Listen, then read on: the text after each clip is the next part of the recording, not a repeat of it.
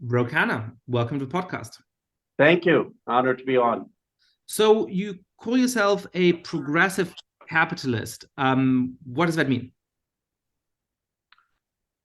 Well, I believe in free enterprise and free markets, not just because that leads to innovation and economic growth, but because there is something about valuing human freedom. When we want to transact with another individual, we shouldn't have to get the collective body to approve such a transaction. And Amartya Sen makes the case for this most eloquently in Development as Freedom, why the market, in some sense, is supporting freedom. But of course, this presupposes that people can participate in the market. And so progressive means we need to give people the healthcare, the education, the nutrition to be able to participate in the market. And progressive also means that the market can't be unrestricted in considering community. And so how do we define markets that still value communities so you don't have sort of unfettered movement of capital and goods in ways that leave communities behind? I mean, in a way, there's been a change over the last 20, 30 years in political science and economics from thinking of the state and markets as antonyms, as things that fight each other, to things that in key ways support each other. You can't have a functioning market without a functioning state, and vice versa. What does that mean in sort of more concrete terms? I mean, if the United States were a country of progressive capitalism, what would change from where we are at today? Well, I don't think it's that original. I mean, we could go back to Alexander Hamilton, who I would argue was a progressive capitalist. I would describe FDR as a progressive capitalist. It was only in the last 40, 50 years that we had this view of unfettered capitalism that I think actually was a deviation from what built America. But there'd be two aspects to it. I think progressive capitalism would mean that we would have healthcare for everyone. We would have a universal preschool child care, free public college or vocational school. We would allow investment and in people to be able to flourish. And progressive capitalism also would mean that the state would be in collaboration with business and educational institutions to revitalize communities, to ensure that we have place-based economic development. It feels to me like there's a set of policies which are actually simultaneously pro-growth and help to make sure that the economic growth we have has broad benefits to a lot of people. One of those areas may be the recent efforts to limit non-competes. That's something that helps employees get more money, and it's something that actually is good for economic growth. And another area seems to me to be sort of YIMBY policies, right? Making sure that we can actually build housing in areas of economic opportunity. Is that sort of the sort of area you would focus on, or tell us a little more about what kind of public policies could make the market inclusive in that kind of way, but also make sure that there's a bigger pie to share? I support both of the policies you said. Of course, we have to build more housing and not have restrictive zoning, and that housing needs to be affordable in places where people have been priced out of either buying a home or renting. And we shouldn't have these non-competes that artificially restrict labor and depress wages. Similarly, we need stronger antitrust protections to make sure that the new entrants, new businesses can emerge, and you don't just have a few corporations controlling the market. But I would say much more broadly, we need what Dr. King called a people-oriented society and not just a thing-oriented society. And that means a belief in developing people's capabilities. And I believe that means Medicare for all and free public college and a livable wage and policies on childcare that reduce costs. And when someone said to me, Americans can't afford America, and there's a sense of that in the country today. What do you think the balance here is between the responsibility of legislators and the responsibility of companies and corporations? There's a kind of view where you say look, it's the role of the state to set parameters, to make sure that corporations are taxed fairly, to make sure that there's true competition and all of those kinds of things. And then the job of companies is to go and make money. And then there's a view which has become much more popular over the last decades with corporate social responsibility, and now sort of new frameworks around that, which really say, no, a lot of the responsibility is for those actors themselves to be people-centric rather than thing-centric. I'm torn on this, right? I get that some private actors like companies should have a sense of social responsibility, that they also have an interest in, maintaining a functional society with a highly qualified workforce, and all of that, requires that form of cooperation. At the same time, I sometimes worry that we sort of actually want this to be the job of politics rather than the charity of CEOs or the functioning of these committees within corporations that somehow decide on what their responsibility should be. So how do you think through that kind of balance, I guess? It's interesting you're saying that, because Senator Todd Young from Indiana and I are going to be convening a roundtable of the top business school deans in 6 months to discuss actually these themes. What is the obligation of American business schools to have business leaders who are patriots, who care about the country, who care about social goals and community? And I, of course, think that that's important. You want business leaders to be vested in the success of a community and the success of a nation, because you need that collaboration. We had that collaboration when we emerged in the Hamilton era. We had that collaboration when we won World War II. But I don't think we can simply rely on the ethics and values of corporate CEOs to do things like have Intel build factories in Ohio. I mean, I love Pat Gelsinger. He's passionate about creating those jobs, but if it weren't for the CHIPS Act that provided him with concrete financing to do that, he wouldn't be making those investments. And if it weren't for tax policies that prohibit or make it less attractive to offshore factories, companies will be doing that. So I think there has to be a policy framework that says, if you invest in America, we will invest in you. If you build in communities, we will support you. And then we also need, though, the CEOs to have this ethical sense to flourish within that framework. One of the things you mentioned is trust law and sort of competition law, and that's something that you've had an interest in going a very long way back. What is the problem with the sort of traditional framework of antitrust legislation, and how do we need to update that in order to deal with the challenge posed by tech companies and other big corporations in the United States now? Today, antitrust law, because of Robert Bork, only looks at the actors as consumers, not as citizens. In other words, the only consideration is, are consumers going to be better off or not with a concentration or mergers?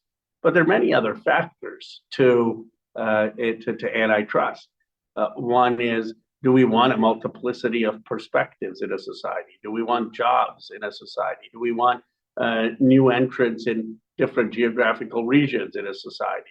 And so the biggest thing that I think antitrust law needs to change is to go back to the original Sherman Act, and that is to look at all the multiplicity of factors in considering antitrust. The original acts were saying that you don't want big corporations to have too much power in a democracy. It wasn't just about consumer welfare. What does that mean concretely? Make those harms sort of clear to some of our listeners. So if the original framework is, well, look, the problem with a monopoly, for example, that says, only I can sell you a car, or only I can sell you electricity for your house, is that they might set the prices far higher than is fair, and you have no way of getting around it. You might get terrible service. You have no way of getting around it. This is the only person you can contract with. Today I can go to any provider for email. It's free for they harvest my data. It's a pretty high quality product. Most people choose Gmail because Google just does a really, really good product. So On the traditional conception, people would say, where's the problem? You're getting a free product with high quality. You have other kinds of choices. Why should we nevertheless be concerned? You may or may not agree with a specific example if, let's say 80% of email goes through Gmail, to pick an exaggerated number out of a head. Why is it that there are these really bad effects on society as a whole, even though the consumer is happy and is actually being served well? Well, we can look at, let's say, a social media platform, Facebook or a Twitter, which is free, largely free, and people are often happy with that. But then the question becomes, do you want just 2 or 3 people controlling the digital public sphere? Or would it be better if other forums emerged? Would it be better if all those forums and architects weren't just in Silicon Valley? Is there a value to democracy to having a multiplicity of entrants in a particular industry? Email is probably a tougher case. Maybe there is, maybe there's not. I mean, it'd be hard to say, okay, we definitely need multiple people doing email. On the other hand, a lot of that data that is collected, the metadata, allows a company like Google then to build in YouTube and build in other areas. Maybe we want a multiplicity of people in that space. And current antitrust law wouldn't even allow you to answer the question of is just having more entrants a good thing if you don't show that it's improving consumer welfare. Oh, it's interesting you went to social media. I want to come back to some questions about social media, but I guess to me, so one way of putting this, right, is that like we've traditionally thought about monopoly, where there's only one seller. But today a big problem is monopsony, where there's only one buyer. So for example, when you think of Amazon, basically any kind of small business that wants to sell stuff in the United States has to contract with Amazon. And so Amazon can take an outsized share off of a profit. And that might mean that instead of, small local entrepreneurs doing better, Amazon is doing better. And that might be bad for America in all kinds of ways.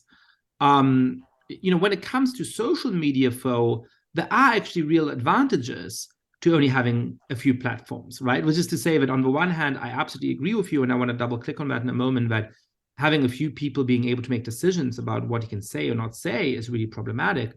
But, I don't necessarily need to have only one platform selling stuff. It's sort of good to have various platforms selling stuff.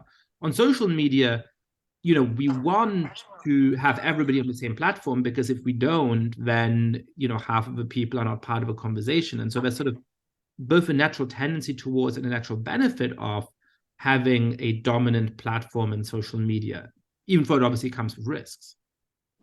Well, I do think there's a trade-off in having many discursive spaces, which is, in my view, healthy for a democracy, and finding places for people who may disagree or have different backgrounds to have conversations with one another. And these two things often are in tension. But we I would err on the side of having many discursive spaces and then creating spaces that facilitate exchange among people from different regions, different backgrounds, different ideologies. I don't think the answer is that we should all listen to Walter Cronkite. I mean, that I think suppresses perspective and voice.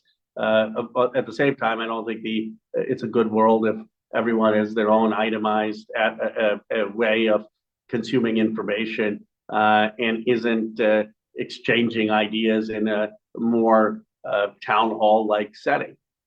So we need to do both. But you could see a case where you have 10 social media companies where you get to frame your social media consumption of what type of things you want to see, and that you're still engaged in multiple forums that have some sense of commonness to them that are exposing you to alternative points of view. Yeah, that makes sense to me. I mean, I guess thinking through this, yes, we don't want to go back, and we can't go back to a world where we have the sort of form of one-to-many communication that we had in the past, where, right, like millions of people are gathered around the television listening to one person tell them their version of the world. You don't have that on Facebook or on Twitter, right? It's lots of people, lots of perspectives, but it feels like there's some benefit to a lot of citizens being gathered together on one of these platforms. And one way of making that point is that it's not clear to me that the world is better if, for all of the many, many flaws of Twitter, instead, let's say half of the Twitter, users stay on Twitter, a quarter go to some combination of Gap, Parler, Truth Social, or whatever on the right, and a quarter, go to Mastodon or whatever on the left, and we just have these sort of separate conversations from each other where we're not even capable of hearing each other. So that's where I guess I'm trying to think, if social media has effectively become the public space, the public square, it's useful to have some kind of common public square, some central square in the town where everybody comes together. Yes, but you can build that. I mean, you're assuming that the spaces, the discursive spaces, would be worse than Twitter. After the printing press, a lot of the use of it was for pamphlets that almost led to wars in Europe, and it took 100 years for institutions of liberal democracy to emerge. But you could also imagine that there were alternatives to Twitter that have emerged that would encourage living room conversations, or conversations beyond just attacking people in 200 characters, or common town halls in communities. I mean, imagine if someone came up with an app that said, we want to convene 50 people in your community of different backgrounds and different parties to have a conversation with each other online. We have not used our imagination enough to promote a deliberative conversation or those forums, and to have those take off. Now, I have said that some of that could be a public investment. So you could have a public invested internet in communities, or a public social media that have reasonable time, place restrictions like I do in a town hall. But that can't be the only space. I mean, there are times you want outrage, there are times you want anger. I guess I've been heavily influenced by people and theorists of deliberative democracy, where sort of Habermas writes about all these ideal conditions that you need in discursive conversation. But then in Facts and Norms, he talks about how that's unrealistic in an actual democracy, and what you really need is many different types of discursive spaces. So what I would say is, let's have many different types of discursive spaces, which includes Truth Social and Twitter, as long as we're actively trying to construct the positive deliberative spaces, which they have in Taiwan, for example. Audrey Tang has done. That's interesting. Tell me a little bit more about your interest in deliberative democracy. We probably read a bunch of the same things. I always worried that there was a strain in deliberative democracy, which had this slightly naive assumption that we can turn the world into a seminar room in the Harvard Philosophy Department or Yale Law School. And so I always had this concern that there was something sort of over-intellectual and bloodless about the conception of, the fundamental value of democracy being deliberative in that way, and being constrained by these sort of very strong norms of reasonableness and so on, that were just never going to happen in reality. At the same time, when I go back to the text of the Founding Fathers, I do think that the fundamental promise of our political system has always been not interest representation, but deliberation, right? All of those wonderful texts in Federalist 10, and even Edmund Burke and so on, saying, the point is for Parliament to come together and actually discuss the common good, the public good. And when we give up on that value, we seem to lose something. So, how do we take the best that's in the tradition of deliberative democracy, but put a realistic spin on it? I mean, you're a congressman. You go around talking to people, you're shouted at on social media, you deal with all of the nasty aspects of politics today. It's interesting to me that you retain that hope in deliberative democracy. So tell us, how can we have these elements of deliberative democracy in a way that's actually realistic to the way that political debate happens today, which is not always pretty and which certainly doesn't sort of resemble a seminar room? I think the greatest deliberative democracy thinkers like Habermas acknowledge the messiness of the world, and would say that the ideal speech conditions are missing in most democracies, and nor would you want to construct democracy realistically with just ideal speech conditions. I mean, there are times for anger, there's time for protest, there's time for yelling.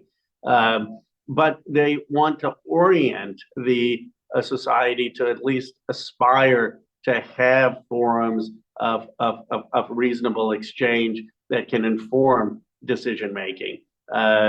Reason, ironically, like the Supreme Court or something, Rawls used to point to that as emblematic of deliberation. I don't know if we'd have the current Supreme Court be like that.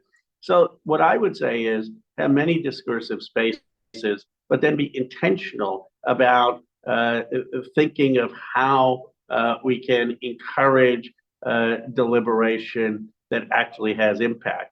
One of the things I think that makes Twitter and Facebook so harsh and vitriolic is I don't think people actually believe that their voice on retweeting something or sharing something is going to influence a legislator. So there's almost a sense of disconnect, of alienation, of I can at least scream at them, curse at them. If there was a more of a tangible sense that your voice is going to actually shape public policy, as I think the initial town hall was, that you go and you talk to your legislator in that town hall or your local newspaper shaping policy, then I think people may be more invested in participating in those things. And Audrey Tang had this thing in Taiwan where people actually ranked legislation and offered ideas on legislation and then informed the Taiwanese parliament. And so I think the challenge for us is how do we construct those kinds of spaces? That's interesting. I thought a lot about how people become abstractions on social media, right? You sort of shout at, the simulacrum of Ro Khanna, or the simulacrum of Yascha Mounk, and you're not really thinking that you're engaging with a real person because of this, this little photograph and little account, and it sort of takes even the sort of amount of in-person interaction you have at a town hall or something where somebody might come in angry, but they see there's a flesh and blood human being in front of them. And social media sort of lose all of that. But it's interesting that you seem to be saying, but there's even a kind of simulacrum of debate, where it's not just that people don't really feel like they're engaging with a real flesh and blood human being, they're engaging with this abstraction of what their position is, or who they represent, but they even are engaging in sort of simulacrum of something that might actually have an effect. And that's interesting to me. Well, in the traditional definition of the public sphere, again, not to rely too heavily on Habermas's 62 paper where he coins that phrase, is that there has to be public discourse that actually impacts policy, that for there to be a real public sphere. And that I think is missing online. I think it's hard to, I think there are many people where people often say Twitter is not real life, etc. You could argue that maybe it's shaping some media stories, but I don't think people are really on these platforms saying, I'm an empowered citizen. I have a voice that is shaping policy. And when you don't have that feeling of agency, I think it can lead to the type of vitriol, sensationalism, attacks that we see online. How do we give people a sense of agency? I mean, I sometimes people tell me, hey, mayors seem to get it right. Nowadays, cities are a little bit in trouble, so I hear that point less often. But, mayors seem to get it right. Why can't we just take mayors and turn them into national politicians? Why are mayors getting it right, but, the president isn't, or, senators aren't? And I always felt that part of that was that actually, despite all of the challenges of running a big city, the problems of mayors are a little bit more concrete and fixable and less controversial, right? Like you fix potholes, right? That's not the only thing a mayor does, but it's an important and concrete thing, and everybody agrees that a pothole should get fixed. At the national level is where you often get the most emotional debates over immigration, over national symbols, over all kinds of things, where the splits are deeper. So, how do we make people feel that they're effective? Because again, in a town hall meeting, there's a certain budget line. You say, okay, look, like, should we put it to the library? Should we put it to the swimming pool? And it's concrete, it's in people's neighborhoods, and you might see the effect. But the problems are also fundamentally more tractable, more concrete than they are when you're saying, how do we stimulate economic growth that also actually arrives in the pockets of a lot of people, which is dependent on really complicated economic questions that are harder for most people to grasp, where the delay between when you take a decision, when something happens, might be higher. It might be less clear that it's actually had an impact. So how do we create the feeling of a town hall where you go and you deliberate about matters that are concrete and in front of your nose, and hopefully in the ideal case, you have that sense of agency. How do you recreate that at the federal level? How do we recreate that so that people feel when we're engaging with you, they're having a similar impact for the House of Representatives, which is just, I think, inherently a harder thing? Well, I think we need a sense of national purpose that can inspire Americans of different backgrounds, different parties to say, I can be part of this. I have proposed economic patriotism, which is that we need to rebuild our industries, have a moonshot of economic revitalization, that we spent 40 years watching factory after factory go offshore, and then left towns desolated, communities desolated. All of us, business leaders, students, labor leaders, need to work together to rebuild America's capacity. Other people may have other ideas, but there has to be some imaginative spark that can get the country on the same page with a common mission that can help with that process. But beyond that, I think that there are efforts at a level, a micro level, of getting people to talk to folks who are different from them without judgment, without criticizing them as unworthy or inferior, and developing more of a sense of understanding in our democracy. And the more that we can do that, hopefully a healthy conversation emerges in addition to all the anger. I mean, we're trying to do something unprecedented in America. The Canadians don't like it when I say this, but we're trying to become the first multiracial democracy. Canada is 80-some% white. We're 60% white. We've got people from around the world, different religions. And so, of course, it's going to be hard. Of course, there wasn't going to be a linear line from Obama onwards. So let's talk about this idea of patriotism for a moment, particularly in this context of trying to build a multiracial democracy. First of all, why do you think that people on the left should embrace a form of patriotism? Why are you calling this? We'll get to the economic later, but why are you calling it economic patriotism? Why do you think that patriotism is something that the left should own at a moment when at least parts of the left have become, quite nervous about any form, not only of nationalism, but also of patriotism, who think that actually America represents so much of what is bad and so much of what is unjust in the world, that the idea that we should strongly identify as Americans in this kind of way is somehow problematic. What do you say to critics like that to get them to embrace patriotism as a value that the left, as well as the center of the right, should embrace? First of all, patriotism, in my view, just means that you love a community, that you come from something that is rooted. And that, to me, is a part of human identity. We are born in a family. There's nothing wrong with loving your family more deeply than you love a stranger. That's a human emotion. And loving cheering for the 49ers, and then loving a nation. Love of a nation doesn't mean that you can't be critical of the nation. There was a famous saying, "My country, right or wrong, when right, keep it, when wrong, fix it." That can animate your patriotism, but there should be a patriotism. And of course, I believe that America is an extraordinary nation with the Declaration of Independence, Constitution, and that the ideals are there, and the character is there for this nation to become a multiracial democracy. That doesn't mean we have a nationalism. It doesn't mean that we don't regard the dignity of people outside the United States, or that we engage in a form of xenophobia or a form of not any trade. It just means that we should care about communities in America. So we 100% agree on that, and I've made the case for patriotism in my two last books. There was a chapter in each of those books, so I could have said this.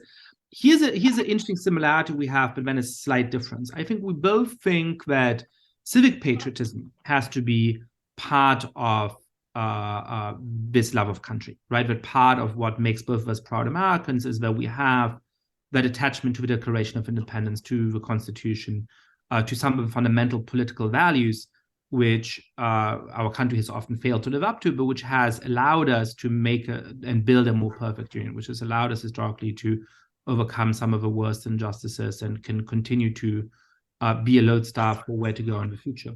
We also both seem to agree that civic patriotism in itself isn't enough, and there's a sort of additional element that we should build on that. So I've argued in my last book that that should be actually a form of cultural patriotism, not a cultural patriotism understood as, harking back to the distant past and the, costumes that people wore as they descended the plank of a Mayflower or something like that. But a cultural patriotism, which is the way that people actually engage with a country, the love of a hugely diverse, changing, dynamic country in the present, one which loves the cities in the countryside and the sounds and smells of what America is like today, which is in itself a very culturally diverse and ethnically diverse place. And I think most people appreciate that about it. You may or may not agree with that cultural dimension, but it sounds like you're sort of making a similar move where you're saying, I believe in civic patriotism, but also we need this economic element to our patriotism. So tell me about what that economic element of patriotism is. Are you thinking of it as one of the bases for patriotism, or one of the goals of patriotism, or both? How does it fit into that picture? Yeah, so I agree with you on a cultural patriotism. In fact, in chapter 10 of my book, Dignity in a Digital Age, I argue for democratic patriotism based on Frederick Douglass's speech on called the composite nation. And what I say by that is I don't think nations are philosophical postulates. I mean, a nation is far more than just an allegiance to the Declaration of Independence or Constitution. A nation is composed of events and things that happen to us, and memories and emotions, battles and scars.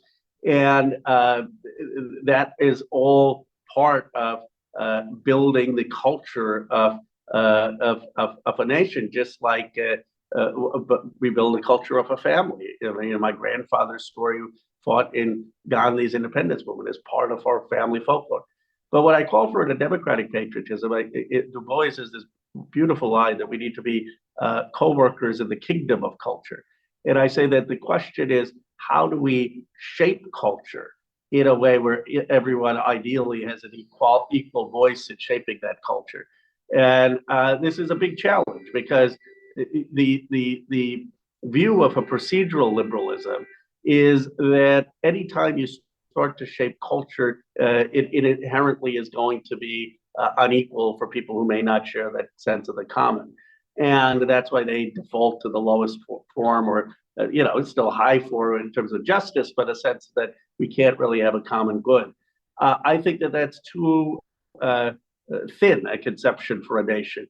And the balance is how we can have this common culture and what that would embrace, while making room for an equality of participation in creating that culture, and a balance between the past and newcomers. And I think that is a large part of the American struggle right now, because we're trying to figure out what that common American culture looks like.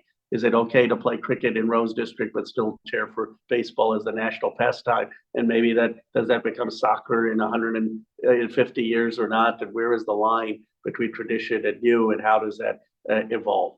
The economic patriotism is just one dimension of the broader cultural patriotism, and it is an easier dimension. It may be harder to agree around this country on what the national pastime should be, but easier to agree that we need industries and factories here. And so I argue that economic patriotism is sort of low-hanging fruit in building this broader patriotism. It's funny because, I thought in the past about the left not being sufficiently willing to tell a story about what our common culture and is, that we should take with patriotic pride. I mean, Barack Obama has been excellent at that always. But many other people on the left, I think. He's the best in the last 50 years at telling that story of an aspirational patriotism from the left. Yeah, but I think many people have been sort of a little bit worried about that. And then there's a criticism of a Democratic Party, which usually is actually made by different people, but which I've also agreed with, which is that Democrats have perhaps been too unwilling to talk about economic patriotism, especially when it comes to the effects of free trade, which I'm in general in favor of, on certain communities, the kind of disruption that brings, the kind of way in which actually we should have solidarity with people who are bearing the brunt of a negative effect of globalization. And it's interesting to me that you're sort of nearly, the way you're framing it, those two things nearly are part of the same patriotic failure. right? That the sort of failure of one part of the left to say, hey, we should be proud of America and we have a common culture to build and to defend, one that's evolving, one that's diverse, but one that actually we share with each other. And the failure to say, when a lot of jobs are leaving steel towns in Michigan, it's our job as economic patriots to make sure that these people are put whole and that they have opportunity and that manufacturing doesn't leave the United States. Those two things are actually part of the same story in a way which perhaps, to put it in more partisan terms, challenges on one side the sort of more far left parts of the Democratic Party, and on the other side, perhaps more the moderate parts of the Democratic Party. I would agree with I would agree with that. I think that the Democratic left or something sometimes too easily just defaults to, well, patriotism means believing in the Constitution and the Declaration of Independence. I mean, some don't even agree with that, but at least that's a good start. But patriotism is deeper than that, right? It's cultural. And I share this with a story. When I was growing up, we were moving into Amsterdam Avenue, and there was chatter on the street that the Khannas are moving into town. And then my father figured out what it was. And he figured out that there was a concern on Christmas Eve. Everyone put out candlelights, and would there be an empty space because we were of Hindu origin, Hindu faith. And my parents said, well, we grew up celebrating Christmas, which they did in India, and we'll put out the candlelights. Now, I don't say that every family should make that decision, but the point is that was a real decision. And my parents would have been devastated if I had said, well, I'm going to become Christian to run for Congress. That would have been seen as dishonoring their own family tradition. This is the debate in the United States. Where do we accommodate deep traditions? Where do we bring the new? Can we celebrate Diwali, but also recognize Christmas as something that has had a hold on American culture? And how do we build a common sense? And by just saying, well, let's just all believe in the Constitution and not considering the culture, we are not paying sufficient attention to people's lived experience and how they're concerned. At the same time, I think with the economics, you had town after town lose their sense of pride, of dignity. They saw jobs shipped offshore, and a sense of their well-being threatened. And they didn't ask for much. They just wanted a house, maybe to watch Friday night football, to have their kids do well. And then they saw, well, that this is all going. Immigrants are coming in Silicon Valley. They're making trillions of dollars. We fought the wars in this country. What happened to us? And this kind of view, well, it'll all work out, that the markets will take care of themselves, that, well, there's people who are poor in China who are getting opportunities, and that there shouldn't be a concern for these towns that were decimated, I think has been one of the reasons we have such social discord in this country. We just offered people an unemployment check and then said, fend for yourself. We didn't even try to have economic revitalization. Let me stay with this cultural theme for a moment. So, one of the challenges and one of the threats to building that kind of shared and diverse culture comes from the right. And that's a very serious threat. It's in some ways a boring threat because we all understand it. We all know what it is, right? It's people who say, what is American is, apple pie. And if suddenly, an American national dish is also supposed to be, pad thai and soup dumplings and afar and tacos and whatever else, that somehow changes the nature of what my nation is, and I'm against that, right? I don't want to minimize that threat. I think that is a very, very serious transformation in which we have to take our fellow citizens along, and I'm concerned that some of them are not along for the ride. Perhaps less in America, which has always been a country of immigration and of some amount of cultural change, than in some countries in Europe, where I think that's still a harder debate in many ways. But I think it's easy conceptually to know what the answers lie there. I have to say that I am more surprised by what I also see as a challenge to that from within people on my side of the political spectrum. And that is a set of concerns sometimes about what they call cultural appropriation. I'm not talking here about stealing the work of Black artists who didn't have opportunities to perform in the 50s and 60s, which is obviously a deep injustice. But even about, you're from X ethnic group and you're cooking Y food, and that's really something we should be concerned about. Or, you're drawing inspiration from the traditional products of this kind of culture, and that's really not for you to do because you're in the wrong ethnic group for that.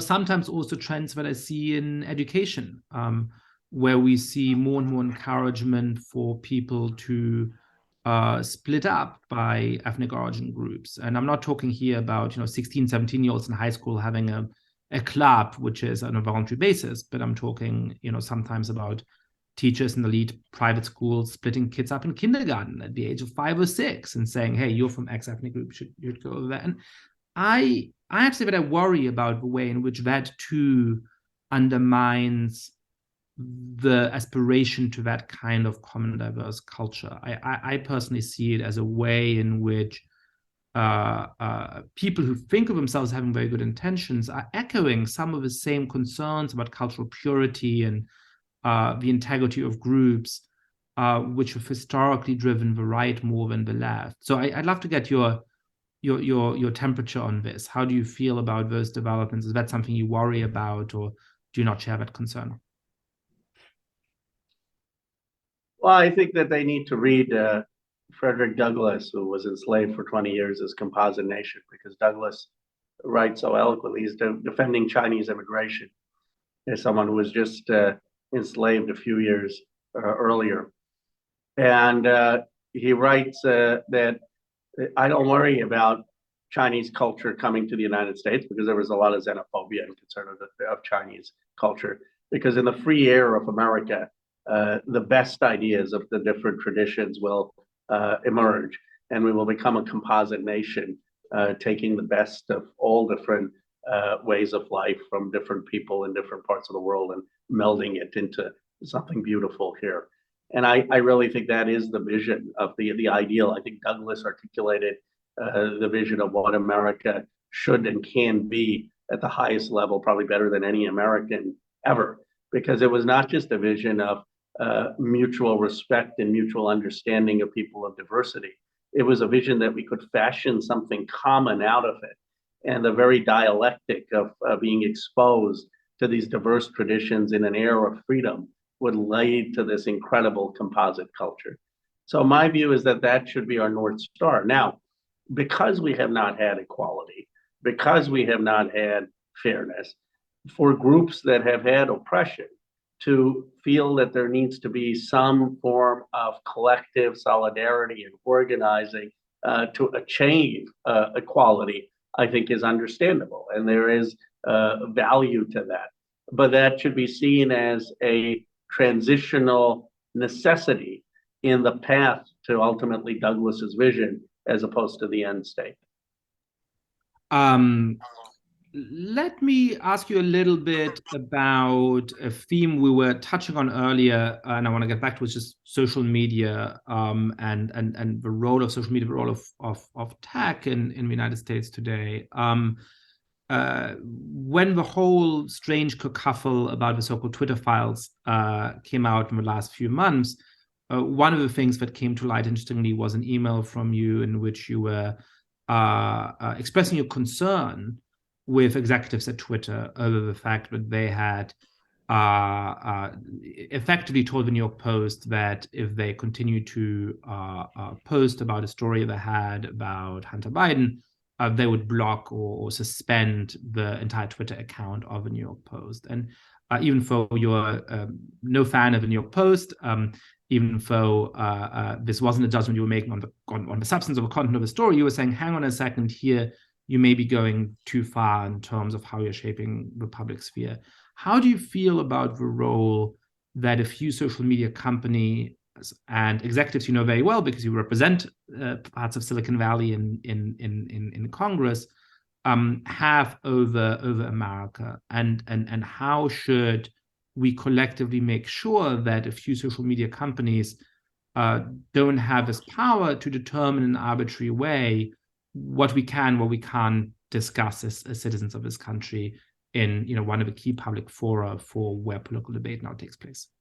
Well, this gets back to our earlier conversation that it's better to have more social media forums. It's better to give individuals more control over their own social media, which Twitter was trying to do under Jack Dorsey and then got interrupted. It's important to have people have control over their own data so that it's not being taken from them and then used to trigger them or get them to join groups or take actions.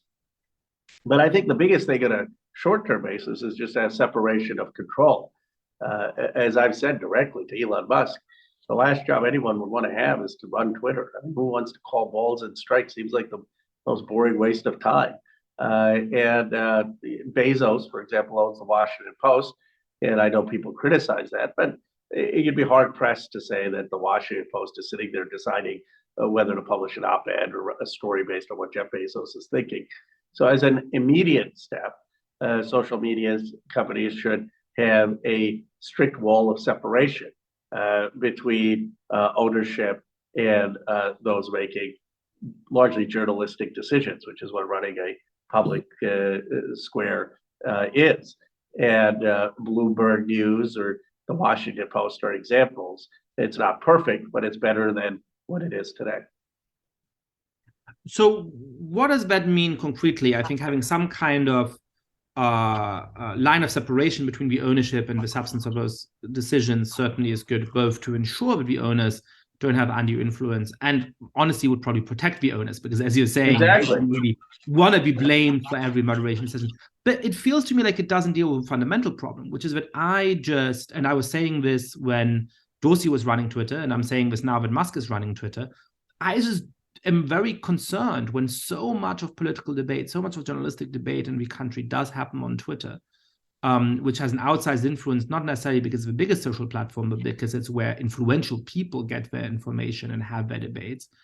And, whoever it is, whether it's Elon Musk in a sort of arbitrary way, just calling balls and strikes in between meetings at Tesla, or whether it is some, Silicon Valley speech facilitation committee meeting once a week in some more orderly way, I don't want any of those people to be able to decide, what kind of viewpoints you can express and what viewpoints you can't express, who continues to have their account and who is suddenly suspended or blocked. I just have a fundamental concern about that. And sure, saying the owner shouldn't be able to make those decisions in a haphazard way helps a little bit, but it doesn't feel to me like it's a real solution to the problem. So, do you think, for example, as David French has suggested, that social media companies should effectively bind themselves to some form of a First Amendment, saying here are, very strict rules that we're not legally obligated to adopt, but we will because we think that's the right thing to do? If they don't, should legislators consider telling social media companies that if they censor content on political or ideological grounds, not just in terms of banning bots or banning people who are just doxing people and so on, but if they're being banned because of the substantive views they've expressed, then they effectively are publishers and should be subject to should not be protected by Section 230, just as the New York Post is not protected by Section 230. What's the more substantive solution here? Well, I would agree with you that social media companies should look to First Amendment principles. That's what I wrote to in my email to Twitter privately that leaked, and that's because the First Amendment principles, I think, have been thought through for 200 years and are very robust and thoughtful. And the question is, how do you get a culture where social media companies are inclined to do that? I would argue newspapers, a lot of them do that. They want to have an opposing point of view. They'll publish dissenting opinions. They'll try to get multiple sources to verify things. And they don't do that just because of a fear of liability. They do that because there's sort of a trained journalistic ethics that has emerged from the era of muckraking newspapers to now that makes that something they see as fulfilling their responsibility to democracy. And social media companies would be well served to do that.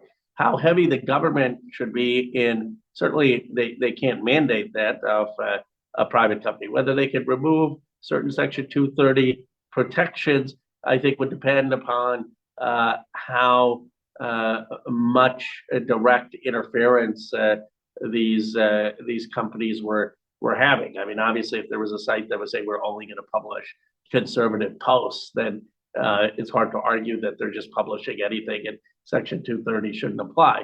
But if there are different types of content moderation strategies, which is where the gray area is, what seems as speech to some seems as incitement to violence to others. What seems as a viewpoint to some seems as suppressing or oppressing marginalized groups to others.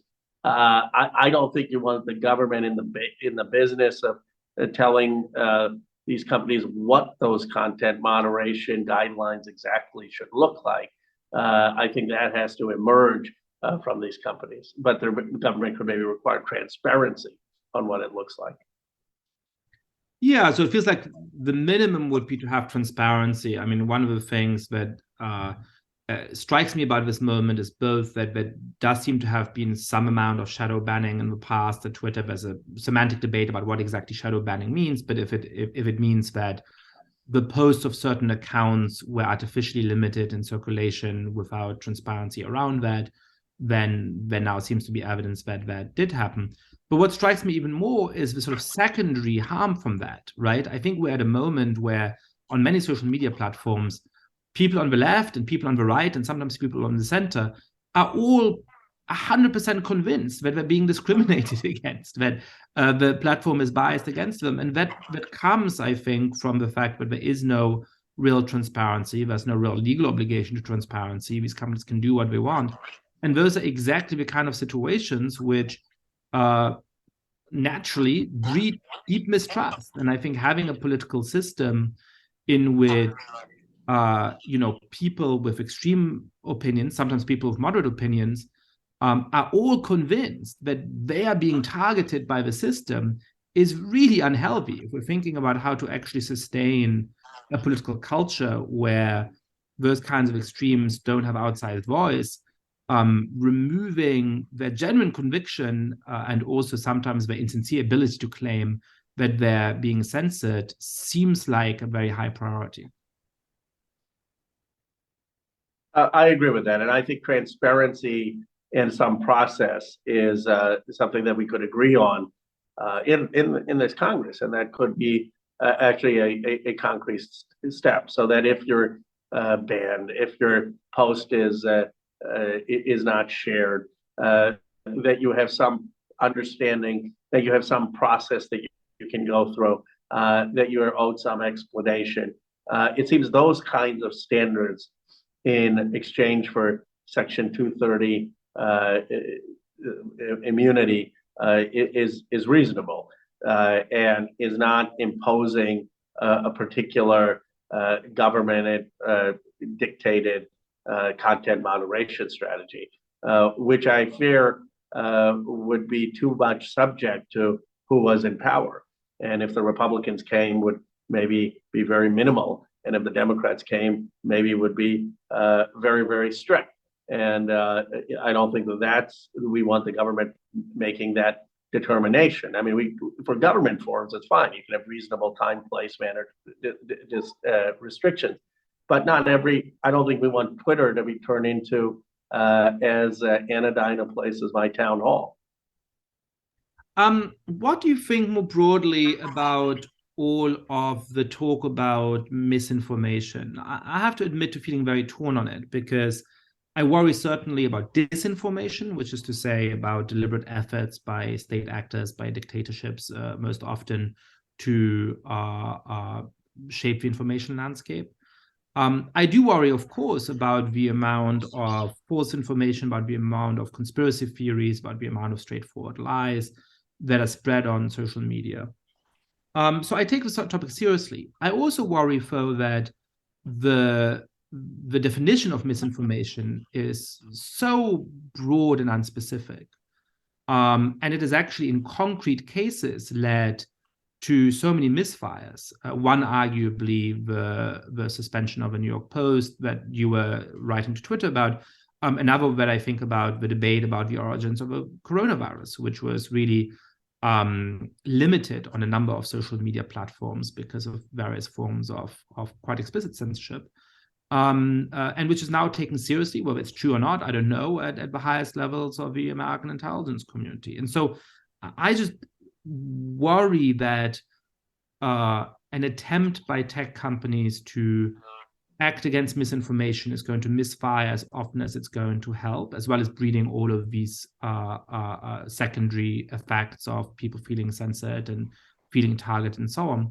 And I particularly worry when governments are going around telling social media companies that they must engage in blocking this kind of misinformation, because that gets pretty close to the government starting to tell these publishers, what to censor on ideological grounds. So, where do you fall on this debate? How do you feel about whether and how we should talk about misinformation? I start with the fact that Americans are more educated today than they ever have been in American history. And I will fundamentally believe that Americans are capable of critical thinking, and what we ought to be doing is what Finland did and other countries have done when confronted with misinformation online, is rigorous education and all our ages of schooling and adult education to be able to identify the threats of misinformation or propaganda online. And that to me is the most important thing. The second thing is that the government should be an arbiter of the truth. That's not the role of the government, and I don't think tech companies should be assuming that role. Now, in certain limited cases where something poses a public health risk, I think it is legitimate to, in the short term, for a public health risk or a security risk, engage in stopping certain types of information. It's like you would stop someone shouting fire in a crowded theater. You would stop someone from misleading information about a drug. I think it was appropriate at the height of the coronavirus, where we wanted science to be prevailing in dealing with a public health crisis, to have some reasonable restrictions if people thought that public health would really be a risk. I understand that these are difficult conversations and it shouldn't inform the long-term debate, but I think society in moments of crisis does need to take actions where there are competing values of the health and safety of its citizens. I think we probably had similar positions at various points of a pandemic about what to do and so on. But isn't the pandemic actually an example in the opposite? I mean, when I think of some of the positions of public health authorities throughout, starting by the message that masks are not effective, when actually Twitter was one of the places that was pushing back against that initial statement by senior public health officials. Later on, I'm vaccinated 4 times, I believe, and believe very strongly that the vaccine is one of the things that has helped us get through this pandemic. But people who claimed that the vaccine may not turn out to be fully effective against transmission, people who claimed that people who claimed that the vaccine may not be fully effective against transmission, where sometimes, I believe, censored or shadow banned. That's just turned out to be true, sadly. So I could go on with 2 or 3 other examples from the pandemic, but actually wasn't that precisely the kind of moment in which, for all of the damage it did, having that frank debate also helped us do better. I mean, another way of putting it is that you can put vaccine hesitancy in the United States down to free speech. There was a study I saw by some people who said the cost of free speech is so and so many people dead because it supposedly bred this vaccine hesitancy. Well, you look at China, which obviously has a very, very tight rein on what can be said online. And a huge number of Chinese citizens did not get the vaccine because they did not trust the system. So actually, it turns out that we have a kind of natural experiment, and in a place where the control of what can be said about this stuff really limited how much irresponsible things people said, but it didn't, in fact, increase the outcome we care about, which is the trust in this case, the vaccine, because people just then have this meta view of, well, if nobody's allowed to say anything, how do I know that any of this works? So I guess actually for me, the lesson of the pandemic goes in the other direction, that trying to manage the flow of information that kind of way was a failure, both substantively and in terms of actually limiting the spread of conspiracy theories and so on. Well, I would agree with you in general on more speech being good, and I certainly think you shouldn't be suppressing a critique of masks, either for or against, or even critiques of the vaccine's effectiveness, or critiques about potential side effects. But I think that where there were efforts to suppress sort of blatant propaganda, where sites with large reaches were saying, okay, if your kids take this, they're gonna get heart attacks, or the football player who had a cardiac arrest got that because he took vaccines, where things are so blatantly false and are reaching people in a way that would inform their public health decision. I do think there are lines there where it's appropriate in a moment of crisis for government to act. I mean, the details matter, and this is a traditional dilemma which governments face in times of war or times of public health crises, of where it's appropriate to have some restriction on propaganda or speech that can undermine safety. And I tend to err on the side of more speech and dissent, but I don't discount the role that in crises sometimes you don't want propaganda and conspiracy theories that are conventionally blatantly false at a given moment. Let me close on a question I've been wondering about through this conversation.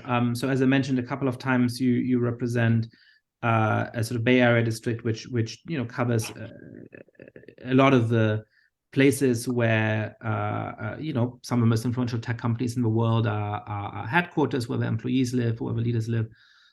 What are some of the things that you think the sort of culture of Silicon Valley gets right, and what are some of the things where you really worry about the culture of Silicon Valley? And I don't mean here sort of employee relations at Google or something like that. I mean the kind of broader set of cultural assumptions and political views that you wind up getting in this enclave of, not exclusively, but a lot of them very highly educated Americans from some of the best universities with prestigious, pretty well-paying jobs, who are all sort of together thinking that they're remaking the world. What are some of the things that you think we should learn from them, and what are some of the things where you get a little bit concerned about where that part of America's elite culture may be going?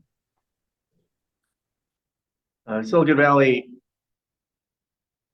defies stereotypes. They were the first to be comfortable that you didn't have to be a white male with a squared jaw and broad shoulders to lead companies, and they took chances on people who had funny sounding names, looking not the part of a charismatic CEO, not a backslapper, and they bet on them when San Francisco traditional firms didn't.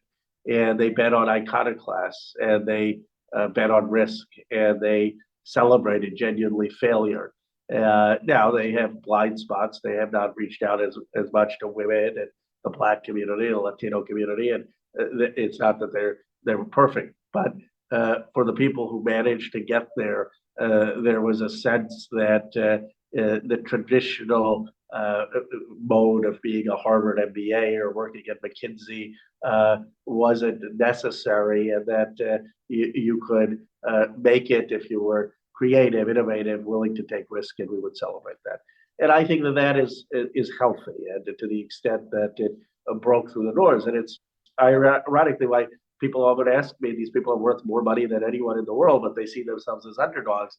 And then I said, because 20, 30 years ago, they were the underdogs. They were the misfits in society. They weren't the people who were going to run Goldman Sachs or fancy law firms. The word the popular kids in high school, and somehow that seems to mark people forever. Yeah, I think the place where the biggest problem is an over optimism about technology. I mean, I tend to believe technology is important to solve problems, but I was having a conversation on the House floor with Jonathan Jackson, who was a new congressman from Chicago, and he is the son of Jesse Jackson, the Reverend civil rights leader. And we were talking about Martin Luther King Day, and I was telling him about my grandfather who spent years in jail with Gandhi during Gandhi's time in the 1940s. And he said, Ro, Henry David Thoreau influenced Gandhi. And I said, yeah, I knew that. And he said, did you realize that Henry David Thoreau was influenced by the Gita? And I said, no, I didn't know that actually. And he said, yeah, I'm teaching you about your own religious book, but Thoreau looked to the Gita, and that's where he got a lot of the inspiration to come up with civil disobedience. So that evening, I was with Google, someone at Google, and I was curious about this ChatGTP. And so I asked them, okay, let's type in, how was Henry David Thoreau's teachings about civil disobedience, which influenced Gandhi, influenced by the Gita? And out came this perfect essay saying, Henry David Thoreau read the Gita and was influenced by it. Gandhi read the Gita and was influenced by it. With no depth of thinking, no depth of analysis. As I put it, ChatGTP could write my mundane speeches on the Oversight Committee, but it's not going to write Barack Obama's 2004 keynote speech. And I think sometimes there is such a sense that technology is the North Star as opposed to an instrument that can improve ends. That there is a forgetting of sort of Dr. King's exhortation that the world has a scientific revolution, but what we really need is a revolution of values. And you can never put technology above humanity. And I think that the Silicon Valley could use more humanistic thinkers and humanistic values. Ro Khanna, thank you so much for coming on the podcast. Thank you.